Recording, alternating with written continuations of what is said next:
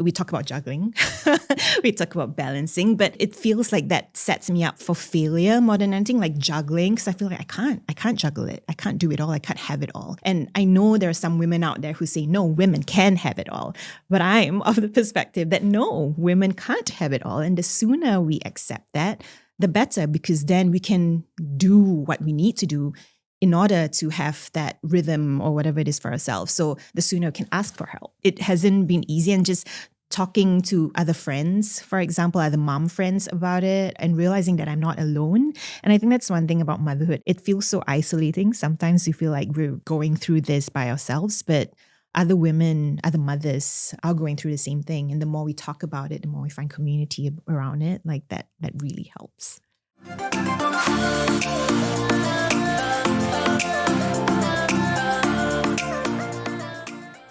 Imagine 6 a.m. chaos. Baby screaming, makeup artist waiting, school shuttle dispatched. Your first MC gig 4 months postpartum. Welcome to the Juggleverse, where moms rewrite the rules.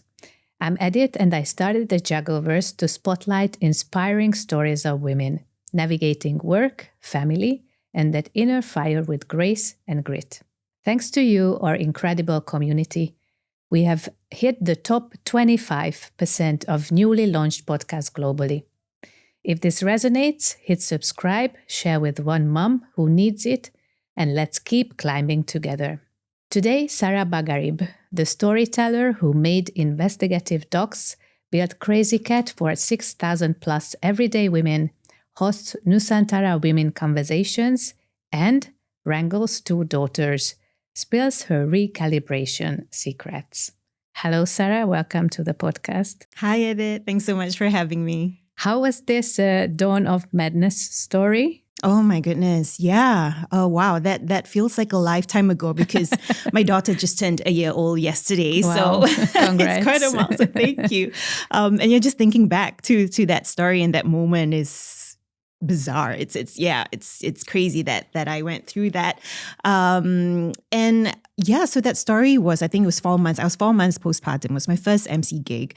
So I do some corporate MCing, and I was just really excited to get back into it, but also realizing that it's a different phase of life. I have a newborn-ish. I mean, she's already 4 months. But also I was also struggling with, just postpartumness of it all. Changes in body and just not feeling my most confident. Moods as well. Mm-hmm. Exactly. But I was excited. I was excited to sort of, regain that sense of self a bit and do something I love. But I think what gave me a lot of anxiety going into that wasn't, the job itself wasn't, going back into emceeing, but it was the logistics of all of it going into the job. Mm-hmm. So I have a 6-year-old. She was still in kindergarten at that time. And then I have a 4-month-old, and I'm thinking, okay, and my husband is on a work trip. So he wasn't home with me. So I have to be at the venue by, I think, 8 a.m. And so if I, figure out how much time I needed to get ready and all of that in order to get to the venue by 8 a.m. I need to get makeup done and all of that. I thought, okay, wow, I can't get it done, with my daughter, my 4-month-old by herself. And so I had to call my village, my in-laws. I got them to help me with my baby. Before that, my daughter slept over there. And so at 6 a.m. I had to get my newborn and send her over to my in-laws. And thankfully they stay like 10 minutes away, so it's not too bad. But it's the logistics of all of it. And thinking about, I'm still breastfeeding. I have to, pump. I have to, do all that. I have to get ready all these things. Yeah. And so it's just the madness of all of it just to get to one place at 8 a.m. And plan versus reality, right? Exactly. How it works usually. Exactly. Yeah. You frame vulnerability as intentional strength, not oversharing. How has sharing your stories with purpose created that grounding liberation, especially after years of being taught, hold it all together? Yeah, no, that's really interesting. I think it's like in Asian communities especially, we're told, don't talk about feelings, you have to keep that front that you're strong all the time. And vulnerability is typically seen as a weakness rather than a strength. And I think I grew up, believing that as well. And as someone who grew up with a lot of emotions, I am inherently just someone who's more empathetic, someone who has a lot of emotions, big emotions. And I've been told I'm just too much. My emotions are too much. And so I internalized that. And for a long time, I hid that. I wasn't vulnerable. I felt like that was being weak. But it came You suppressed these feelings? Exactly. Yeah, Okay. I suppressed those feelings. But it came to a point when this was me in my mid-20s, growing into a young woman and just had so many questions. And I was looking out to spaces and stories that I could relate to. But a lot of those stories were women who have already arrived at the destination of success. And I was like, where are the real stories where women are actually, telling their truth or like the vulnerability of how they got to that place? And so I realized that I was actually seeking vulnerability. I was seeking truths. I was seeking the realness, the honest stories. And that's how, because, I couldn't find a platform like that or a community like that, I created that myself, and it's called Crazycat. It's a media company that supports women's well-being and personal growth through stories, through events and experiences, and all of it is rooted in vulnerability and authenticity. And it's just amazing when you allow yourself to be vulnerable. If it's the other women telling the story of me telling my story, I'm giving permission to other women to be brave, to also tell their stories as well, and they get to live in alignment with their truth, with their authentic selves. And so I think it's just a wonderful thing what vulnerability allows, and it allows you to foster deeper, more authentic connections, first and foremost with yourself and then with the ones around you. Tell me something more about Crazycat. How does it look like in practice? Yeah, so Crazycat has been around since 2017, 2018. It really started with me just wanting to tell stories of everyday women, providing a platform for women to tell their stories. And it's really funny because, well, it's not funny. I mean, it shouldn't be. But when we ask women, what is your story? A lot of them say, I don't have a story to tell. Oh. And I think that's not true. We all carry stories. We all have a story to tell. We don't have to have survived something huge to have a story. And I think as women, that's how it's been for us. We're told to play small. We're told to shed parts of ourselves. We're told to not own the stories, our stories and our truths. And so that's how it started. I really just wanted to provide a platform where women can be confident enough in their selves and their stories and share that with other women so that other women can get the permission and feel like they can tell theirs too. And so that's how Crazycat really started, as like a website, a media platform that highlights stories of everyday women. But I also felt like what I wanted was a community of everyday women who are works in progress, women who want to be their best, most authentic selves, and just trying to figure out how to do that. And if you're in a community, you have other women doing it with you, you get inspired, you feel supported. And that's just been the beauty of our community events as well, when it all came together. In 2018, we had a launch event where about 300 people, not just women, but men as well, came in an auditorium. It was at SOTA School of the Arts. And it was all centered around letting your light shine. We had a keynote speaker. Her name's Noor Tajuri, who shared her story about how she let her light shine. And then we had a panel discussion of women who also shared their story. And yeah, I think there was just something magical in the room, because when it came to Q&A, some of the questions that the participants and audience members asked was really vulnerable. And that's when I realized, wow, there's actually a demand for spaces like that, for women to feel seen, to feel heard, to feel belong.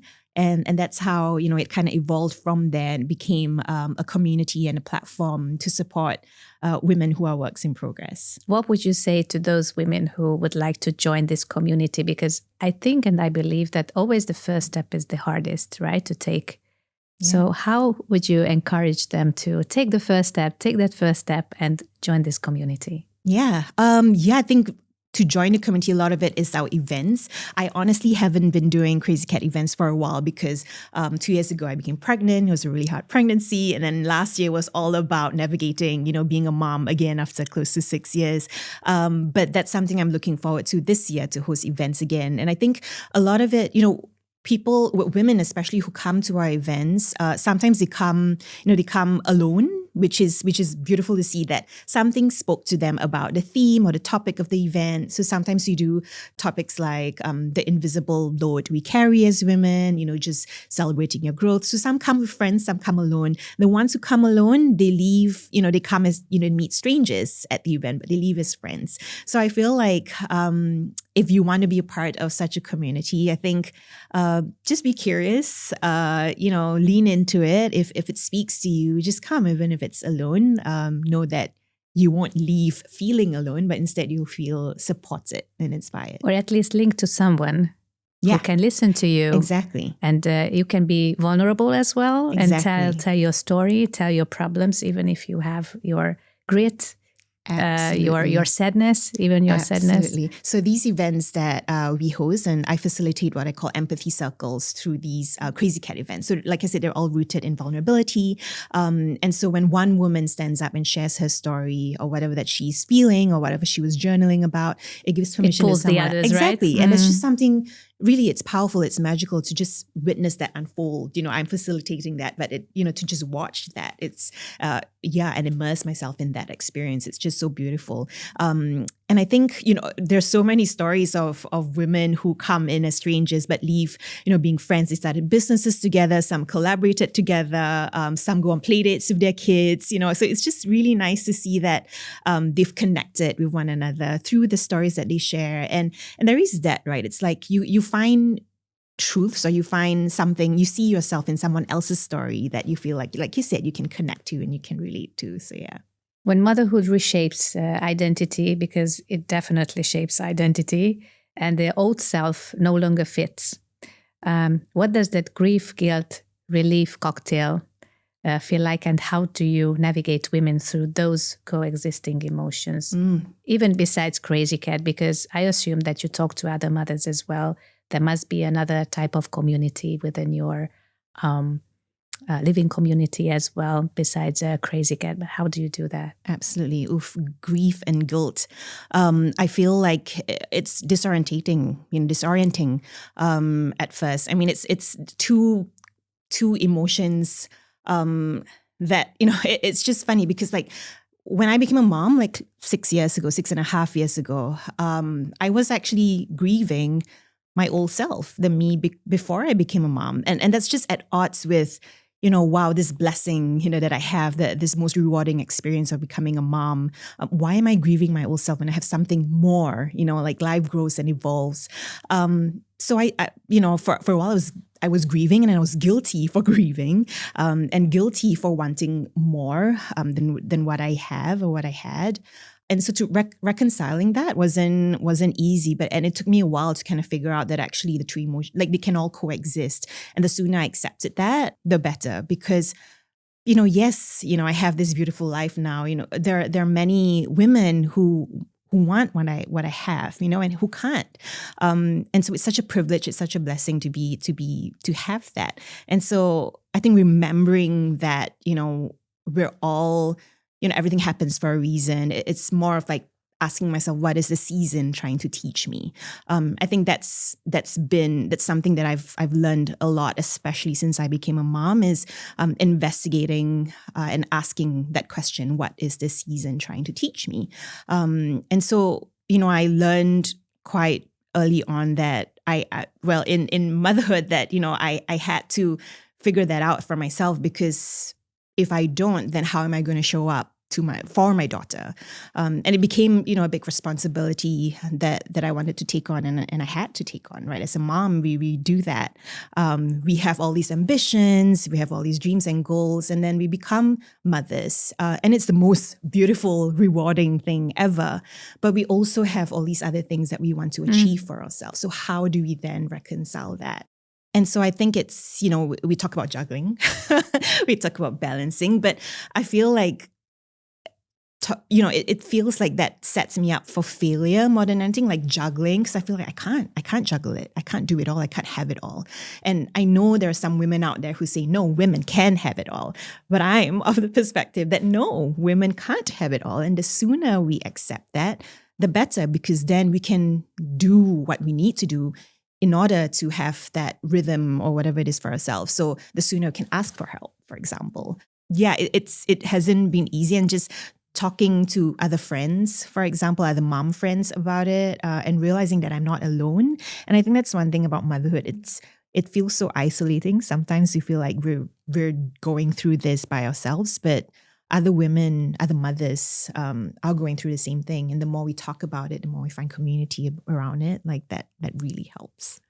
For Southeast Asian and Muslim mothers, those cultural and faith-shaped expectations hit different at work versus home, especially as someone who's built for example, Crazycat, like you, or the Nusantara conversation. So how is it going in your culture? Yeah, Please unfold it somehow for me. Yeah, thank you so much for asking that question. I think, as a Southeast Asian and Muslim woman, there are a lot of, I guess, cultural expectations. It's very separate from faith. I think I recognize that quite early on, that a lot of it is how we've internalized, like our mothers who have grown in this culture, in this world where they've had to do it all. They've had to be moms who are martyrs, for example. And what I mean by that is moms who have to do it all, who have to let go of their own needs just to raise their kids. And that's something that's cultural and expectations put on mothers more than it is got to do with faith, for example. In Islam, as a Muslim woman, being a mom is actually what we call a responsibility, or in Arabic we say amanah.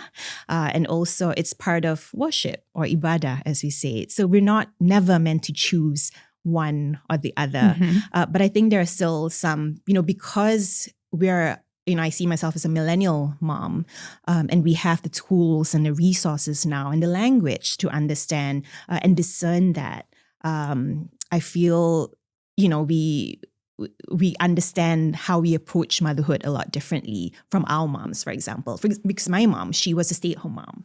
It was just more of, I imagine, a conversation my parents had where my mom, decided she'll just stay at home and my dad would be the breadwinner. But, growing up, I felt like she wasn't her happiest self, perhaps. And it really is because she had to give up all the things she loved, the things she wanted to raise my siblings and I. And because, at the time, you don't think about like maternal mental health. Like mental health wasn't even a conversation or topic that they understood or they knew. So to them, it's like, this is how I have to do it and this is how I have to do it.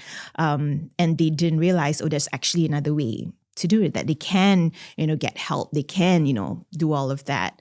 And so for me, ever since I became a mom, I knew that I had to confront all of that. And I knew, I wanted to raise my child differently. And I'm not saying it's any fault of my mom. It's because she didn't know better. Of course. Yeah. And for me, it's like, because I have the tools and the resources now, I want to do things differently. Do you think it roots from the cultural background? Because I can hear you and I can see some similarities with my culture as well. So compared to your mother, my mother also did almost the same. So I think maybe it's a kind of generational fixing. Yeah. That they try to balance it somehow and push themselves in the background. Exactly. Perhaps so. I mean, I think for us, there's so many women who are Southeast Asian and Muslim who were already paving the way for women like myself today. But I think what was lacking was seeing them visibly, like the platforms that they were given. They weren't either not given the same opportunities or they were not acknowledged as such. And so I think for me, that was exactly why I wanted to start Nusantara Women Conversations podcast, is because I wanted to create this space and this platform for women who look like me, women who identify with the same, culture and beliefs, and highlight our stories. I think growing up, that was also something I didn't see enough of. I didn't see women who look like me in visible spaces of success. And so I internalized that as like imposter syndrome. I thought I wasn't good enough, but it's actually because I don't see these women in those spaces. And so the podcast was there mainly because I wanted to platform these stories and also pave the way for my daughters so that one day when they grow up, they have all these examples of women who are doing amazing, wonderful things and they can see that for themselves. Tell me something about this podcast and something more about this podcast. Yeah. So how many episodes have you had Yeah, so far? of course. I've only had 4 so far, and I did that like a few years ago. Really, it stemmed from a space of self-discovery. I think with the same way I started Crazycat, it really was this space of self-discovery. And I think what evolved with and how it evolved with Nusantara Women Conversations was because I became a mom, and I think I really wanted to understand myself. Who am I? And I have all these questions, and I was very curious about the answers. And I started it because I didn't have the answers. I wanted to speak to other women who could understand my background, my culture, and what it's like growing up as a Southeast Asian, Malay, or Muslim. And I wanted to figure that out. So it really has been that journey of investigating, of being curious, of wanting to know. And that's why it has existed. Women committed to healing often feel alone in their inner conflicts, as well, as you mentioned with you. It happened also, and also with me. What's one conversation starter that immediately makes them feel seen and understood in the struggle? If we talk about your podcast or the Crazycat community, what did you see there? Yeah, with Crazycat, the question I ask is, what is your crazy? Mm-hmm. Yeah. And how we want to redefine crazy. When we think about crazy, we think of someone who's just lost their minds, right? But really, your crazy is your unique strength. Your crazy is your truth. At your core, who are you? What do you love? What is your crazy? And so all the women that I ask, what is your crazy? They're like, what is this? But, it really is, what is the story you want to tell? And so that somehow allows them, it gives them like, oh wow, firstly, like this question is not usual. It's crazy. It's crazy. It's not the usual. question itself. Exactly. And then it helps peel the layers. When I say, what is your truth? What is your crazy? Who are you really? It gives them permission. It gives them, I guess, some form of like psychological safety where they feel like, okay, they can open up and they can share that with me. And it's the same with Nusantara Women Conversations. It really is, I think it really starts with, me being vulnerable and practicing that vulnerability. Giving them permission to tell their truths, essentially. Postpartum with the second baby after 6-year gap. How did that identity shift force you to redefine who you are as a mother and creator as well? Yeah, no, that's such a loaded question because I feel like it's still unraveling for me. Like my second just turned 1. It's been a whole year of navigating that. It's interesting because if I go back right to the start of that journey, I was actually diagnosed with secondary infertility. And so what that is, and not many women or not many people hear about that or understand that. So you hear about infertility, but then there's where it's difficult for a woman to bear a child or to get pregnant. So that's the reason why you have 6 years gap. Yeah, the gap. So secondary infertility is when you have a child already, you have given birth once, but then it's difficult to conceive another. So that's something, that I've been praying for and hoping for. I really want to have a second kid. Though it took me a while. Like I think we only started like wanting to have another kid like 4 years into after we had our first. It was only when I have some semblance of self again, and I was like, okay, maybe we can try to have another. But then we tried for a while, and it still hadn't conceived. And so that's when I went back to my gynae and I said, let's do some tests. And that's when I was diagnosed, and I was like, okay, wow. Never thought about it. We just assume that once we've given birth before. What can be wrong if you already have a kid? Yeah. So for a long time, it was, I carried that quiet kind of grief, silent grief. I think we don't talk about it enough. And there are all these questions where other people will ask, oh, you already have a child. When are you going to get number 2? And it hits you hard sometimes because like, yeah, I do want to have a second. It's, we've been trying. So it's right from the start, my second daughter has been, a baby I've been praying for a really long time. And so once I finally got pregnant again, I was obviously really happy, but it was a really, really hard pregnancy. We talk about morning sickness. It was all day sickness for me throughout the pregnancy. And anxiety as well? Exactly. Anxiety, all of it. It's like, okay, yeah, wow, like this is happening. I've prayed for this, but at the same time, it's so hard. And I struggled with that. I was quite guilty about it because wow, this is something I've been wanting. And I know so many women, so many friends, so many close friends who also wanted the same. They've been trying to conceive. And here I am, having the privilege and the blessing of this. And yet I'm struggling. And yet, I'm finding it really hard. So I was really navigating a lot of that throughout the pregnancy. So 2024 was a lot of that. And it was really hard to show up as well, building Crazycat with, I'm also, an MC, and it's a lot of like having to be out there, put myself out there. And that was hard because I was really struggling, not just physically, but mentally and emotionally as well.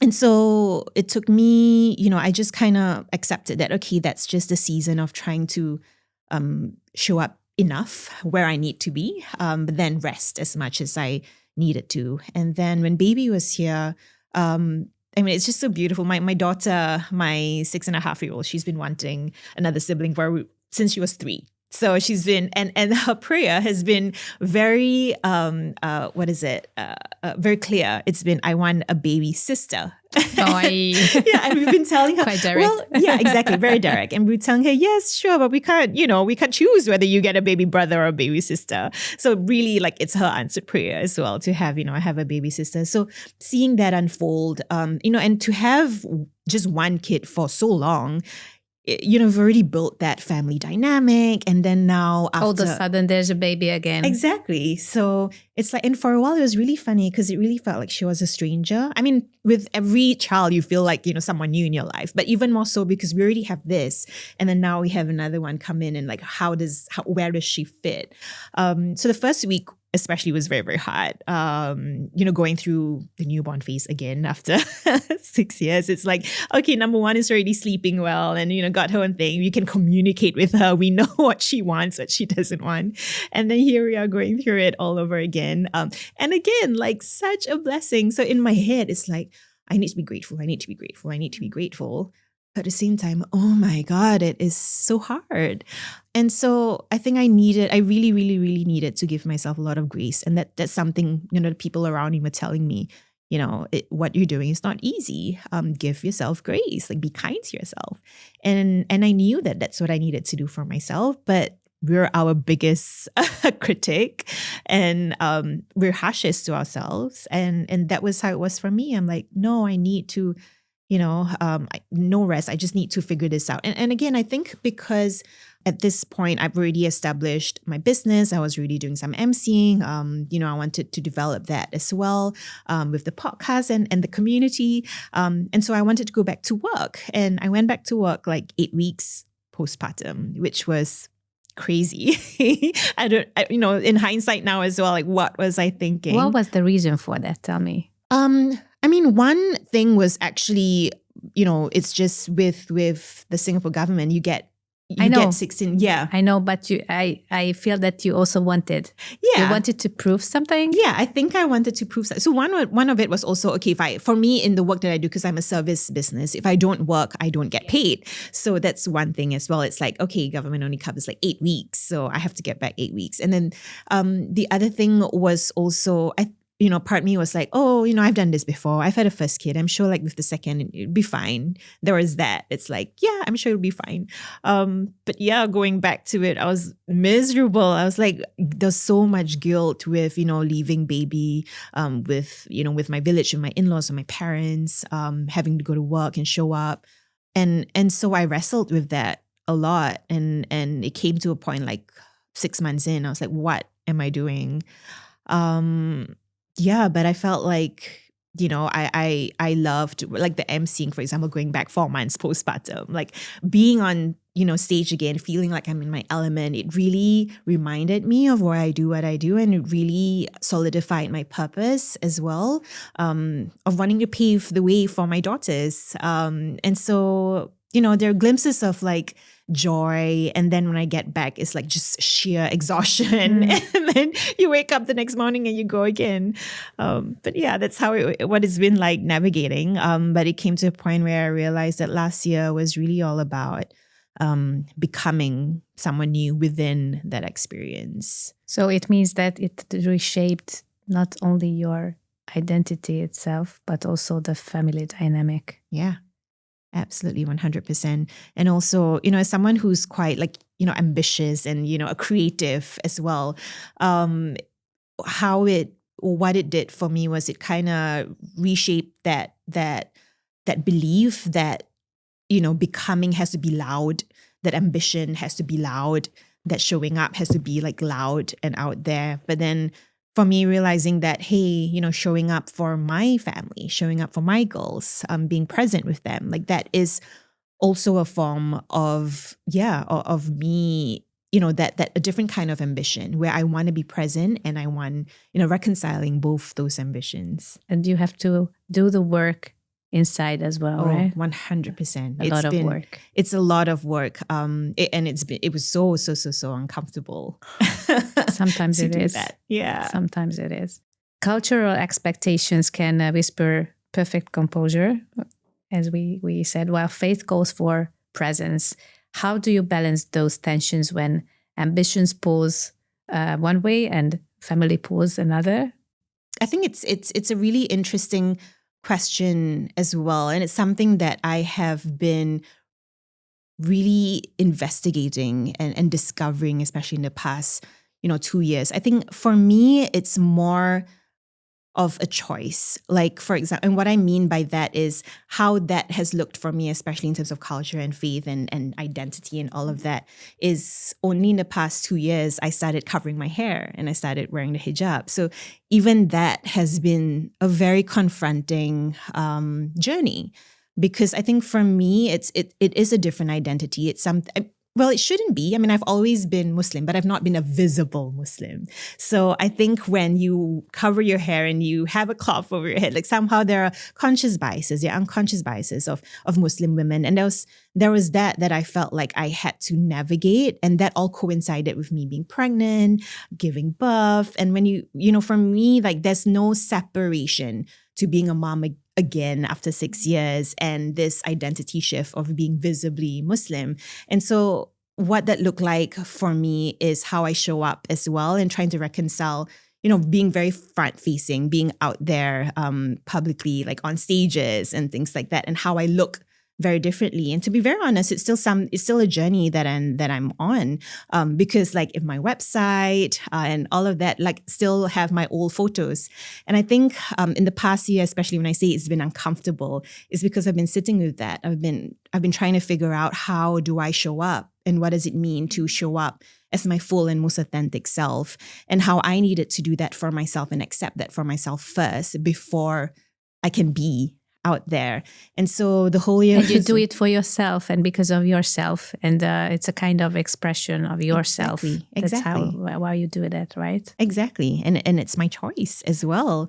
And it's, faith has been something that a value of mine that has been very close to me, since for as long as I can remember, but even more so in the past few years, and especially since I became a mother as well. And I think for me, it's just, how do I want to pave the way for my girls and what that looks like exactly. And I think I needed to be in full self-acceptance and in my truth and owning my truth.